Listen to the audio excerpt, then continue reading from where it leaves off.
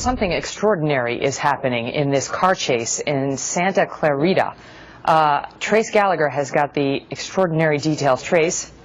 Crazy, Megan, because this is now in downtown Los Angeles near the University of Southern California, and it really has been jackpot for the entire downtown because these suspects are now throwing money out the window, and they have been for the better part of the last 15 minutes. And now the dangerous situation is you have kids that are actually running out of their house, watching this on TV, and chasing this car, so they're posing even more danger. On top of that, we now believe that at least 3 of the suspects have gotten out, and there are at least 2 suspects that are still in the car. You can see people on the side of the road. If I can, just play the video of them throwing some of the cash out the windows, and they have thrown this out, by our count, at least 5 or 6 different times. Cash being thrown out, and you can see the kids are all running after it, right? They've done this a bunch of times, Megan, and you can see that these kids are running after the car now. They know where it is. It's on every television station in Los Angeles, and now you get kids running out of their house in downtown looking for a little cash. Now we're back live.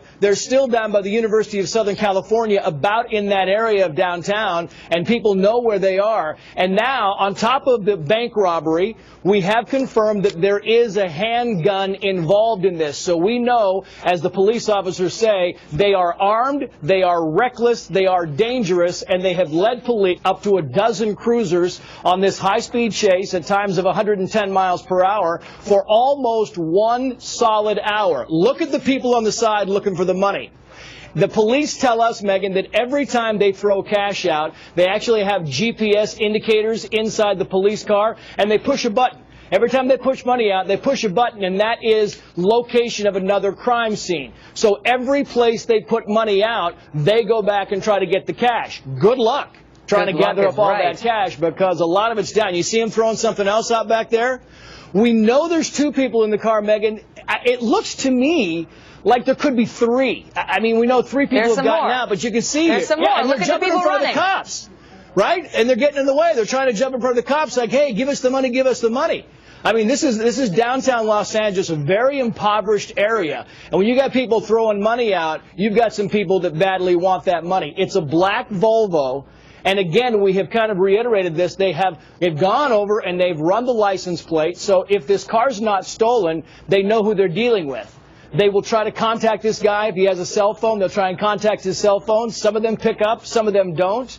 But all of them are desperate, and some of them, as we talked about earlier, Megan, are 3-strike offenders, which means that they're going away for a very long time when they're caught. These guys are being pursued very aggressively because they pose a very big danger, as we can see, to people around them. The guy in the big silver truck is the hero, Megan. The cops didn't even have to put a spike strip down or bump him. The guy in the silver truck blocked him off. There was another car over there. That was the end of this hour-plus car chase, and the suspects are now, all of them, by the way, in custody, even the ones who jumped out earlier.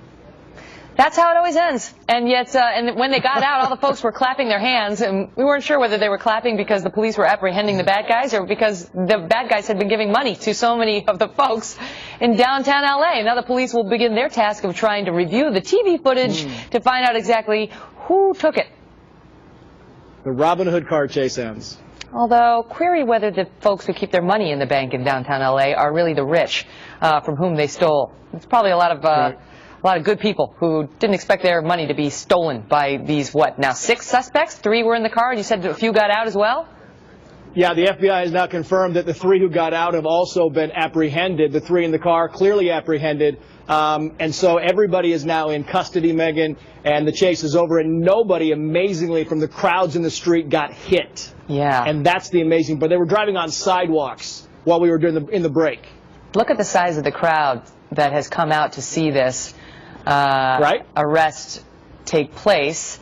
There was not a lot of resisting going on once they actually got the car. Of course, the entire police chase is considered resisting arrest, but once they actually got to the car, the men seem to have been apprehended with very little trouble by the police.